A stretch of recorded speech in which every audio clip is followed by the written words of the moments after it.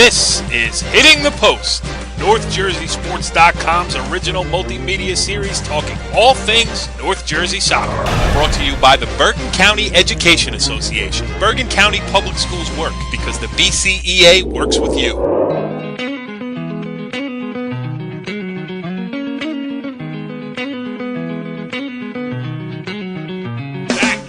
Hitting the Post, NorthJerseySports.com's original multimedia series talking all things North Jersey soccer. This is Season 2, Episode 2, the second episode in the life of Jimmy Fucci as our co-host. And Jimmy, how's it going this week, pal? It's going great. Caught some flack from Mr. Coach Lombardo. Yes.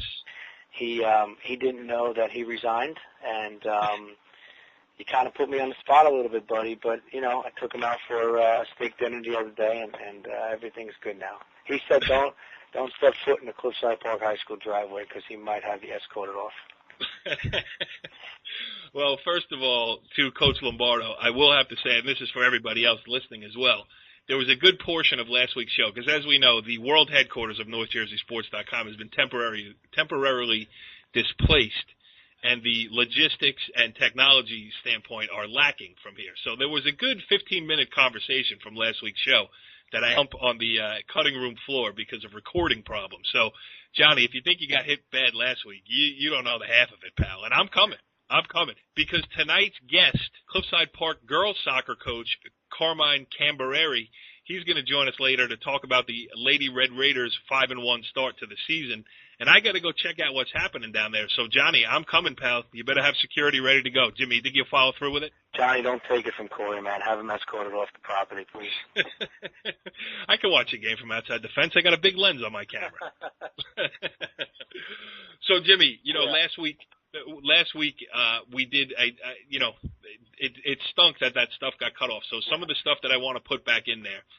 Now that you're in this seat here and officially, you know, a couple of weeks removed from the start of the season that you're not a head coach of a soccer team, you answered it so eloquently last week. Why don't you do it again this week, and maybe people will actually get to hear about it. How are you feeling here 3 weeks into the season and you're not a head coach? It's good. I'm in a good place. You know, I'm in a good place with my family. I gave it up to spend more time with my children. And you know, my daughter's playing a few times a week, my son's playing a few times a week, and I'm not missing anything.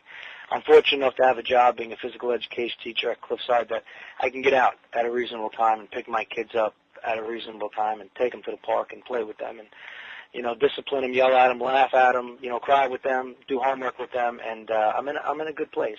You know, it's good. It's good. I thought I'd miss it a lot more than what I am, but my kids are keeping me busy, and it's okay. It's okay. Yeah, and you're staying close to it. I mean, as we'll hear later with Carmine, you're certainly a sounding board for Carmine, who is building up the girls' soccer program. I'm sure for Ozzy, who's taken over your old position. Yeah. You know, are those guys asking you for advice, and how do you handle that? You know, I'm sure you want to be. I'm sure if they come to you, you'll ask. But is it a delicate balance of, you know, you took your toes out of it. You don't want to step on anybody else's. You know what it is? I put not only myself, but we put a lot of time into it, and I'll speak on behalf of myself that after 15 to 16 years of putting an immense amount of time in, it's either all or nothing when you're back out. You can't be half in and half out. Mm-hmm. And I'm all out. With Coach Oz, I think he's doing a great job. He inherited a new back line over there, and he's doing a good job with them. They sit, I believe, 6-1. He's hoping to go into the county tournament with just one loss. I don't ask questions. How you doing? What's going on? If he wants to call me and talk soccer, well, then we talk soccer. I've seen 2 of their games, and you know, he's doing a great job. Coach Cambareri, you know, he's doing a good job as well, which you'll hear later. But you know, I from a distance, you know, just from a distance, and these guys know that, you know, I'm their friends, and I was a former colleague with them on the coaching field, and you know, if they need advice, if they need somebody to yell at, hey, listen, man, I'll be your whipping boy, I'll be your sounding boy, whatever you need, man, because it's not easy being a coach, and it's good. And the cool thing at Cliffside is that, you know, Carmine, Coach Cambareri does a great job because at any one of his practices, you'll see Coach Oz at a practice. You'll see Coach Talu, the boys' varsity assistant coach, at one of Coach Cambareri's practice. So it's kind of like, you'll go to a boys' practice, you'll see Carmine at a boys' practice. So it's, it's a really cool soccer community among the coaches over there, and it's cool to see once you're removed, and it's cool. I'm in a good place. Yeah. So now you have this platform. You have Hitting the Post here on NorthJerseySports.com, and while it will be different, I'm sure it's going to be interesting for you here because we're coming up to an interesting time. I think it's October 3rd for the papers have to be in to qualify for the Bergen County tournament, and you're going to get to see it. I'm sure in years past it was always about your team and the team that you were playing next. Mm-hmm. Now you're going to get to look at some other teams and maybe go, hey, that looks like a good matchup. I'm going to go watch it. So are you looking forward to that?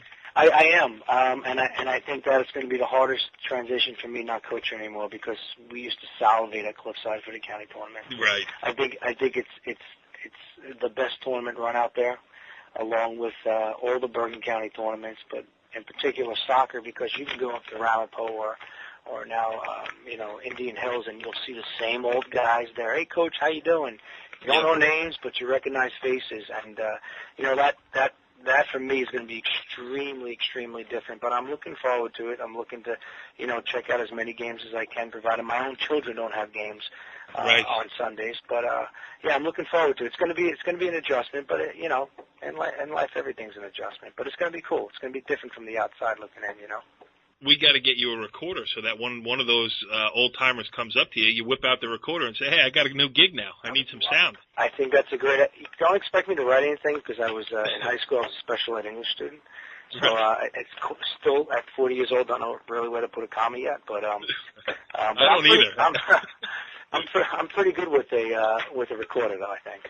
Yes, and remember last year we were together. We were standing down at Hasbrook Heights talking to John Nochise, yes, the Waldwick head coach. They're off to a great start this year as well. Yes, that would have been a great conversation to tape.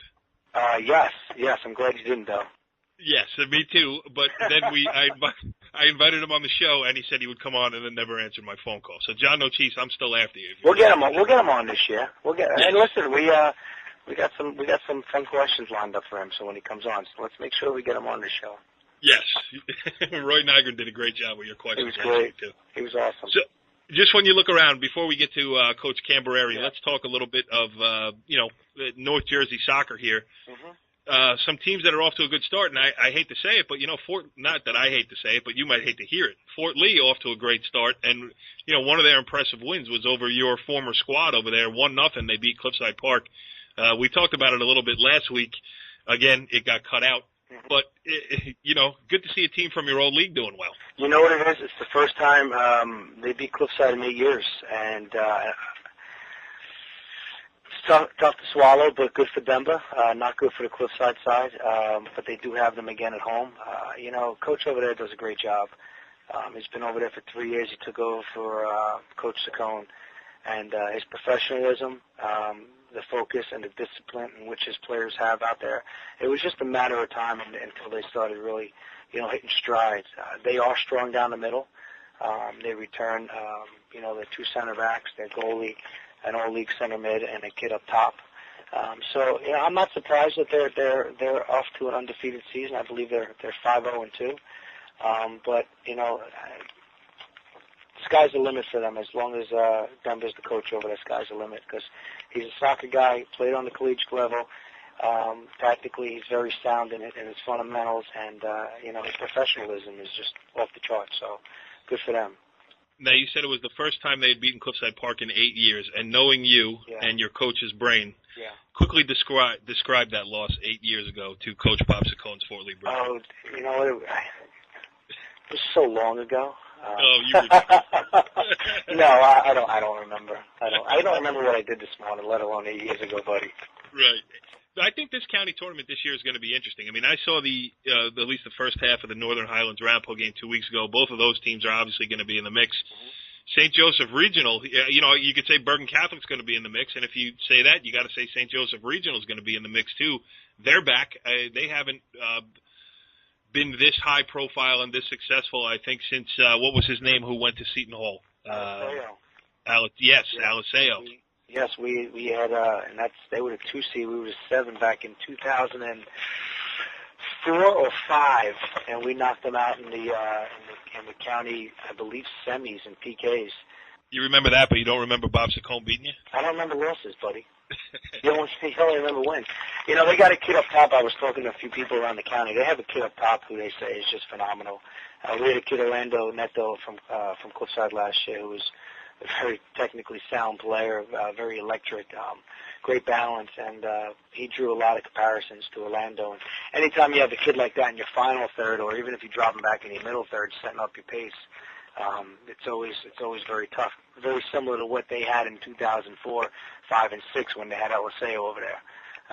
Yep. So I mean, you knock off a quality Bergen Catholic team, you got to throw their hat in the mix. You know, you have to. Yeah. Yeah, I mean, it's almost too early to tell. You know, Garfield is off to a great start under Mark Pielko.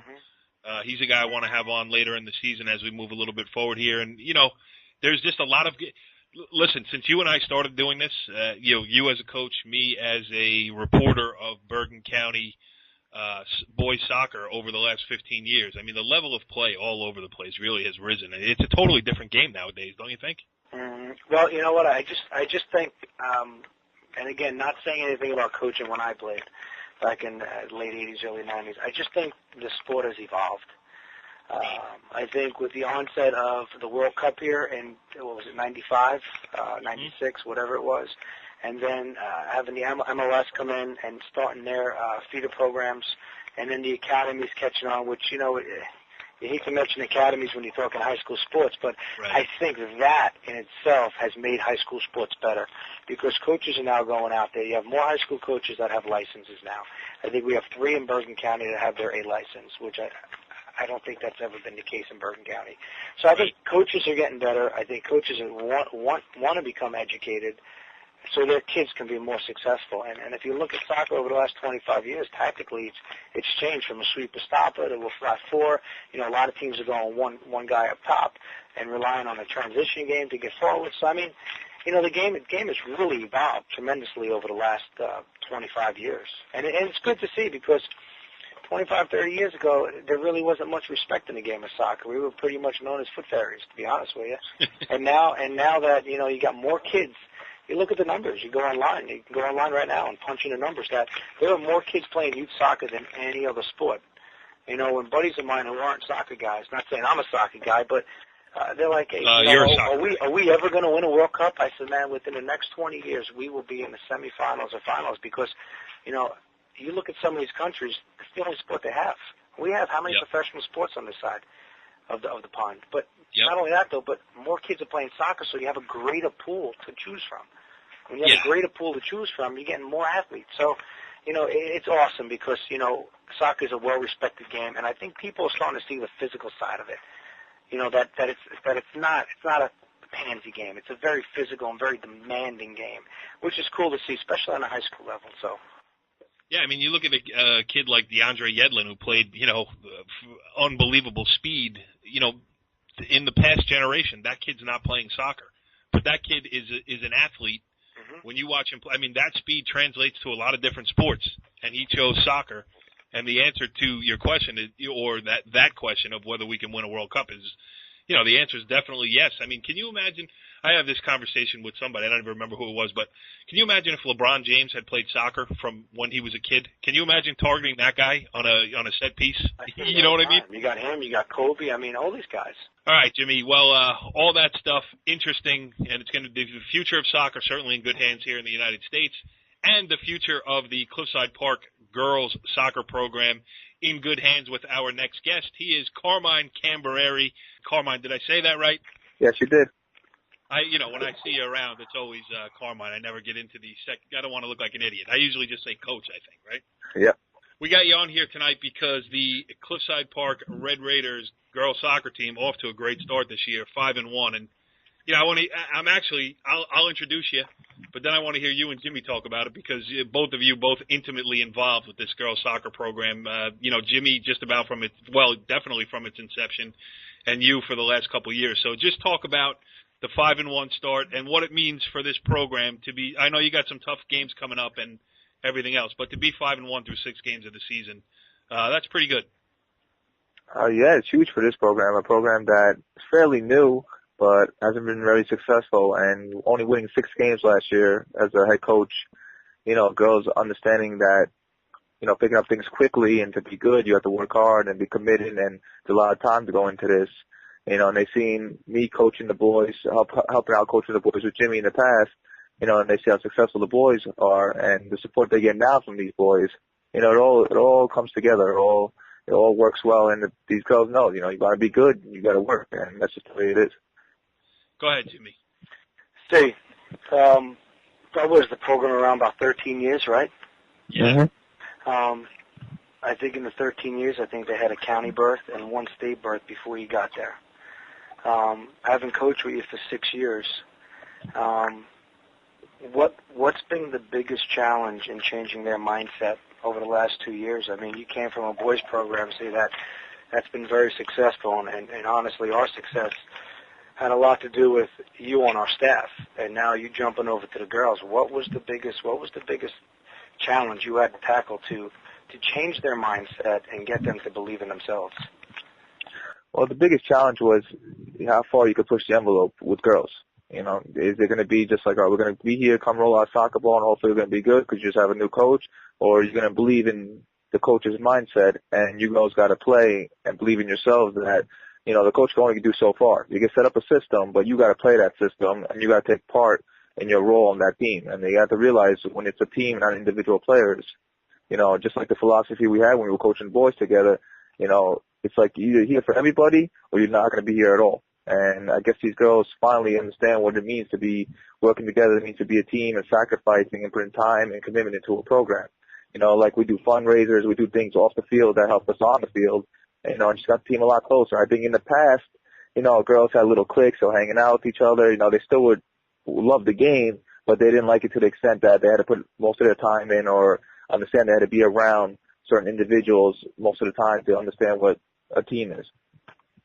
And we've talked about this a zillion times on this show, on every show. It's about, the foundations of a program. And listen, Carmine, I remember when Jimmy got the job as the head coach of the Cliffside Park boys soccer program, and I know he gave me grief for calling it push button a couple of years ago, but that's the way he made it, right?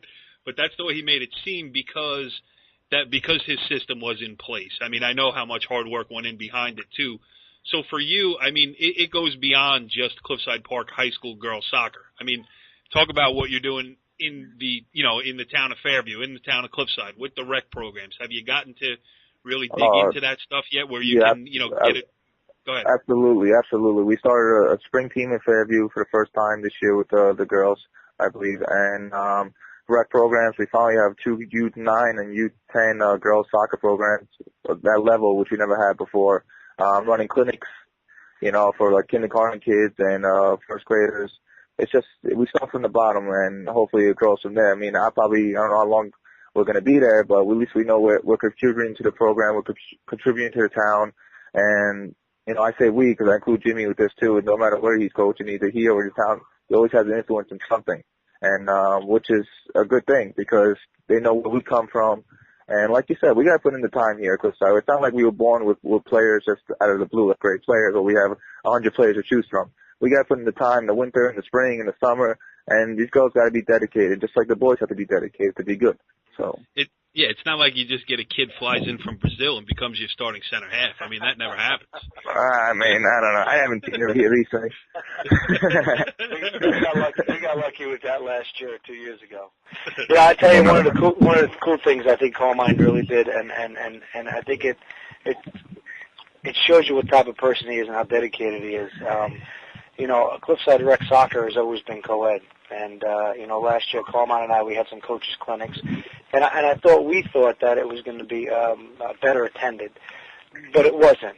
But there's a guy, Jerry, over there that runs the rec. And, Carmine really got in his ear last year, and I think he pushed the envelope even more in the off season, is that, listen, if we're going to make a difference with the girls, we need the girls playing with the girls. Is that right, Carmine? Yes, absolutely. I know you said they got a U8 and a U10, but am I right in saying even the rec department, they split the boys and girls up? They try and do more with that. As of right now, they only have 2 levels, but like I said, it's the first year. Hopefully it'll grow from here. We're getting players from in and out, from different towns. Hopefully that can help out like a Fairview kid. Hopefully we can combine the 2 programs one day. But right now we're starting off slow, and we actually split 2 teams, and hopefully it'll go from there. I actually watched them play last Saturday, and they look pretty good, man. It's good to see a bunch of little kids running out there having fun at their age, all females, trying to play soccer the right way, getting involved, not being scared or timid because there's a male on the other side of the field, So. I think my next question is, it sounds like you bleed black and red over there. A Fort Lee guy, though? I mean, really? Born and raised in Fairview, though. And then moved to FortLee. Fort Lee. Then before I graduated in my senior year, I came back to Cliffside, but I had to graduate from Fort Lee. All right. Unfortunately, I think. Yeah. But my heart stays over here, black and red. Yeah, no doubt. So, you got the 5-1 start, and the one loss is to Mawa. Obviously, that the way the league is set up, you play your competition and then you cross over. Yes. And those crossover games are brutal. I mean, you got some of the best programs in Bergen County when you talk about Mawa, Riverdale. How important is it for you? I mean, obviously, to get the wins against your side, compete for a league title, get your place in the county tournament, state tournament, all that stuff, but then to get out and test yourself, because then I think your girls can see, well, this is how far we have to go to reach a Mawa, a Riverdale, you name it, on the other side of the league. I mean, do you like the way it's set up, or would you rather, you talk about it? I mean, the way it's set up, it's tough, but, I mean, it is what it is. Everybody's got to go through some kind of trouble, some kind of obstacle to get where they need to be. But, one thing I like about my girls, though, they know they might play Mawa, they might play Westwood. They know if they play bad and they get blown out, they deserve to get blown out. But they also know if they play well and they did everything they could, that team is just better. And they realize that team is just better because they have experience. They know how to win. They know how to be successful. And this is new to them. So, they know the difference, and they never get down on themselves. That's the one thing I got to say about them. Even though they might get killed about these other teams like Mawa, Highlands, or Ramsey, Riverdale, but they know one day that they want to be at that level. That's the way they got to play, and they realize that. It's not like, we got killed because we were just terrible. They know we played well. They're just a better team than us right now, and that's just the way it is. Yeah. I think the cool thing is that if you looked in the rankings today, you saw Mawa, Riverdale, and Ramsey in no particular order. I think they were 4, 5, and 6 in North Jersey. See, we spoke about it the other day after that Mawa loss. And, just talk about how tactically you went into that game. A lot of coaches against teams like that are going to pack the box. That's not what you did. And that's why I think you should explain why, because I think that goes a long way to building a program. Hey, you're going to take your lumps, but we're going to go out there and play, man. So what is your mindset? What do you talk to the girls about before that game? Where a lot of coaches would pack the box. Cliffside's not packing the box. Yeah, but that's exactly what we brought up before the game. I go, girls, we can come out here, lose 1-0, and not play a lick of soccer, and we'll be back to step one, I said. Because if you do that in the league, you will lose 1-0, you lose a league title. So I said, you rather play, and you played soccer, you try to, get combination, you try to spread the field. You might not be as quick as these girls, but at least you're going to earn your respect, and these girls are trying to do the right things. And we're not going to pack the box. And, now if you, different scenario, you tell me it's a county final, and, we're totally the underdog, that's one game. But, if it's a crossover game here and there against Riverdale Rams, we're going to come out and play. And whatever happens, happens. Yeah. So have you set long-term goals for this thing? It's funny because Jimmy, let's talk about the old Dan Rosen article when your eyes met, across a crowded, a beautiful, serene gully there. Appreciate that, brother. I still get flack for that. But thanks for bringing that up again, buddy. You met your wife, was the girls' coach, you were the boys' coach. I mean, it was a match made in heaven. When we shared a field at number 6 school. Right. And I was Coach Merrill's assistant coach. Now, we never played on a high school field, so now we have girls and boys soccer, and you have 3 levels of the boys and 2 levels of the girls on one field. And Coach Merrill didn't know Jill and I were dating at the time, so he would send me across the field to kick her off the field so we can have a full field scrimmage. And I would walk over there like a defeated person saying, this girl's not going to want to go out with me anymore, man, thinking that, we might have something here, and this girl's going to hate me. Because my head coach, you listen to your head coach, you do what your head coach tells you, right, providing you don't get arrested doing it. And I'm walking across the field, Jill, Coach, I'm not moving. You tell him I'm not getting off the field. And I would have to go over to the dean of coaching in our school, him and Brunelli, who's, You know, Merrill coached for 37 years, over 350 wins. Coach just said she's not moving. I don't know what you want to do. Well, you go back over there and you tell her that we're going to scrimmage full field. I'm like, Coach, honestly, man, I'm not doing it. My girlfriend, I didn't know you guys were dating, dude. it was weird, believe me. And 13 years and 2 kids later, Jimmy still can't get a leg up my wife, I guess, right? You know what's cool about that story, though? Mr. Merrill, Coach Merrill, he comes to our games once in a while, and he always brings that up. He always brings that up when he's at number 6 school. It's crazy. The trip down memory lane can continue because Mrs. Merrill was my second grade teacher. First grade teacher. Crazy, isn't it? Yeah. Well, you know, the cool thing what Carmine's doing over there, and you know, in years past, girls sports in our high school has always been more of a club thing, not too serious. 2 years ago, when he took over the girls program, I remember his first game or his first practice, and I sent him a text. You know, the mentality of girls sports in Cliffside is going to change, and you know, I think it's more evident in soccer, because I think we're more of a soccer community than a basketball community on the girls' side. But you see these girls walking around, they look like soccer players, man. They're serious. You know, they'll win a 3-1 game and not walk around cocky and be grounded. And that leads me to my next question, see? You know, I mean, second year coaching, some of these girls, it's the first time that these girls have had success winning. Is it hard to keep these girls who've never won before? I see it, brother. I see it. That these girls are grounded. Is it hard to keep these girls grounded when they've never won before?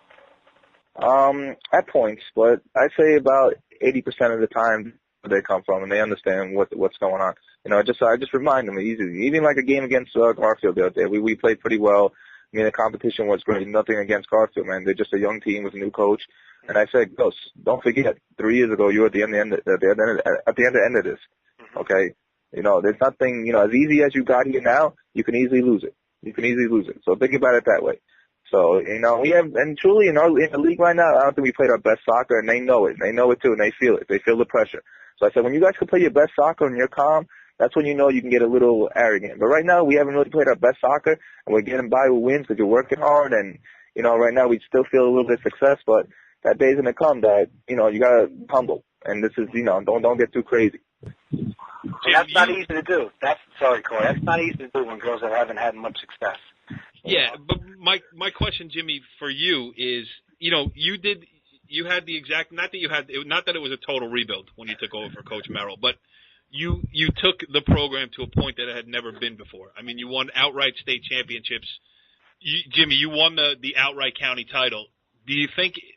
I mean, it's a question for both of you, but Jimmy, looking at it now from an outsider's perspective, not that you're not intimately involved, but can it get to that level with the Cliffside Park girls? Absolutely. You look at their head, and Carmine, you know me. I say it like it is. You know, you look at their head coach, and you can hear in the conviction of his voice today, it will get there. Because I think Carmine understands same thing I did. We're not reinventing the wheel. We're just showing you. And Carmine, you'll speak for yourself, but I'll speak on behalf of myself.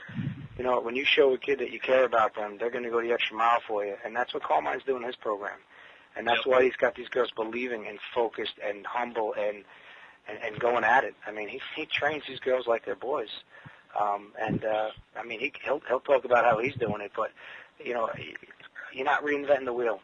You know, you're keeping it real. You remind them it's high school sports. You remind them that even if you lose, you're still going home to mom and dad. You're still going home to a bed. You got a roof over your head and a hot plate of dinner. You know, in the grand scheme of things, it's high school sports. But as long as you work hard, you're not guaranteed to win. You're guaranteed to be in a situation to be successful. And, you know, and that's where it starts. You know, once you got that mindset, you know, you always have your founding fathers, and he has his founding mothers on his team now.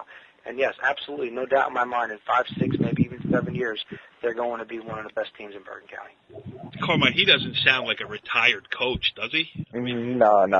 He's never, you know, he's never going to be retired in my eyes. He's always going to be in the background. You know, the first person I call when I need something is him, so, like, soccer-wise. So he understands. So, but like I said, I agree with him 100%. You know, the biggest struggle between the girls and the boys is the boys are more consistent with it. You know, girls have their days that you don't know what to expect. With boys, you know, you can have a good soccer game. You know, you're going to come out playing hard, this and that. Girls are always going to play hard, but you don't know if they're going to get their best soccer out of it. You know, so girls are more emotional when it comes and more nervous when it comes to big games. And, you know, but like you said, I think eventually we'll get there. And the cool part about this team this year, like I said, even stuff off the field, the stuff they do is great. Like, for example, if something happens to a kid on the team or whatever, all the girls go. It's not just one or two. You get 10, 15, 20 phone calls, but the 10, 20 girls will all go to somebody's house. It's like they're really close to each other. They're a good family, and I'm proud of these girls as far as they come so far. Was it eye-opening for you, taking over a girls' program? I mean, I don't know if you'd ever coached girls before, but certainly not at the high school level. I mean, was it like, oh, my God, what did I get myself into? Or you're like, I like this? I coach girls basketball, and it's different. The sports are different.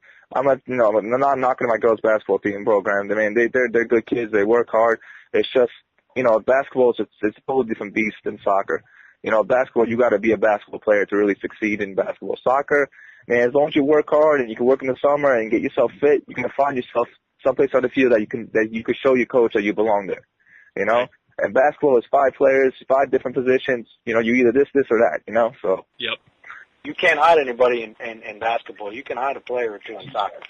Yeah, or you can find something very positive that, like, you really don't need great soccer skills to do. Like, you don't need skill to win a ball in the air or play great defense on somebody, in soccer. So you could hide that, but also at the same time find something good about them. Well, this was an interesting conversation, and a great start for the Red Raiders. Carmine Cambareri doing a great job with the Cliffside Park girls soccer program. We wish you good health with your family here going forward, and we also wish you continued success with the Cliffside Park Red Raider girls soccer program. And now that Jimmy is the co-host of this wonderful internet program concerning everything high school sports, I see a lot of guest appearances in your future. Thank you. I appreciate it. Like I said, my girls work hard. They deserve all the credit. It's about a team thing, and I appreciate everything they do. I appreciate everything Jimmy has done for me and what we did together. And he's always going to be a good friend of mine. And, of course, he's a legend in Cliffside. And, I appreciate everything. Thank you so much. Oh, I'm going to stick my finger down my throat and throw up with this love fest. I'll see you tomorrow, buddy. Later, Jim. Carmine, thanks again, man. Well said. Thank you, Cor. All right, Jimmy. Interesting stuff there with Carmine Cambareri, your compadre over there at Cliffside Park, and he's into it. But you know what else I heard too is that in that conversation is that you're still into it too, pal. I don't want to hear the step aside stuff. You're still bleeding Cliffside red and black.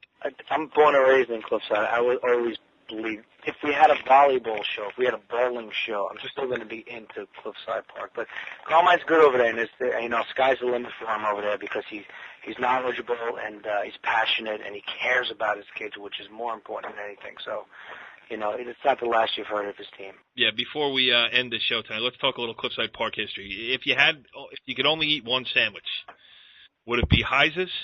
Or would it be Blimpie, the original Blimpie in its original location over there on Winston Towers with the video games there? Yes. Heise's Deli in Fairview. Fuck, you said Cliffside, buddy. Well, I'll give you one better. I'll take the hot dog special at AJ's. You remember the hot dog special with the grease pouring out of the hot dog? I don't. In the front, right next to Sweet Stuff right there. It was like a little hole in the wall. Little video game in the back. Or how about pan pizza? How about a little dessert over at Gelato's? Gelato's, where it was by McDonald's over there, right? Right next to McDonald's, and I actually washed dishes in there for 6 months until they fired me. It's funny you mention that place because that guy knew me on a first-name basis because I would go in there every single day and get 2 scoops of chocolate chip. It was a heavyset guy, bald, kind of bald hair, a little... That's the guy that fired me, yeah. Yeah, nice guy, huh? Wonder how he's doing. Still making ice cream, buddy? Yeah, they fired me because I used to stand outside there, and cruising was the thing to do in the early 90s. It was on MTV. Late 80s. We were on MTV, yep. Anderson Avenue. That's right. It's a long history of Cliffside Park between us for sure. So we got more history to make, though, as the season goes along here on Hitting the Post. So we'll get some more guests next week. Hopefully I will have these technical problems sorted out, and we can really blow this thing up a little bit. But I think the last word for tonight should be, Lombardo, you're still fired. Come on, ease up on him, man. Come on. Johnny, you're not going to find a better person than John. Ease up on him. All right, call the okay. guy. Yeah, I think you have his feelings. Call the guy. Follow the leader.